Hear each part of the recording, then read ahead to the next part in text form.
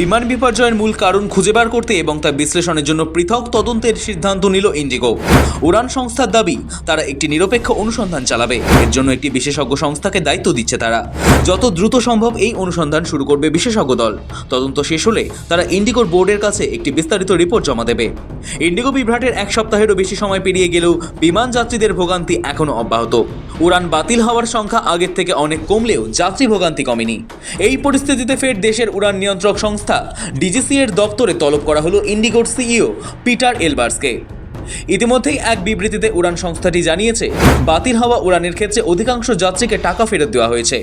যারা এখনও টাকা ফেরত পাননি তাদেরকেও আগামী 2-3 দিনের মধ্যে টাকা ফিরিয়ে দেওয়া হবে। এর পাশাপাশি গত 3 থেকে 5 ডিসেম্বরের মধ্যে যারা উড়ান বিভ্রাটের কারণে চরম দুর্ভোগের সম্মুখীন হয়েছেন তাদের জন্য বিশেষ ক্ষতিপূরণ ঘোষণা করেছে ইন্ডিগো। টিকিটের দাম ফেরত দেওয়ার পাশাপাশি বাড়তি 10,000 টাকার ভাউচারও দেওয়া হবে বলে জানানো হয়েছে বিমান সংস্থার তরফে। এদিকে এই বিতর্কের মাঝেই কেন্দ্রীয় অসামরিক বিমান পরিবহন মন্ত্রী রামমোহন নাইডু ইন্ডিগোর সিইওর সঙ্গে বৈঠক করেন। পরবর্তীতে কেন্দ্রীয় মন্ত্রী জানান, কেবলমাত্র ইন্ডিগো নয়, তদন্তের আওতায় আনা হবে ডিজিসিএকেও। একই সঙ্গে পরিস্থিতি মোকাবিলায় ডিজিসি এর ভূমিকাও খতিয়ে দেখা হবে বলে খবর। জানা গিয়েছে ইতিমধ্যেই ডিজিসি এর 4 জন ফ্লাইট অপারেটরস ইন্সপেক্টরকে বরখাস্ত করা হয়েছে। ইন্ডিগোর উড়ান পরিষেবার তদারকিতে সরাসরি যুক্ত ছিলেন তারা। ব্যুরো রিপোর্ট, সময়, কলকাতা।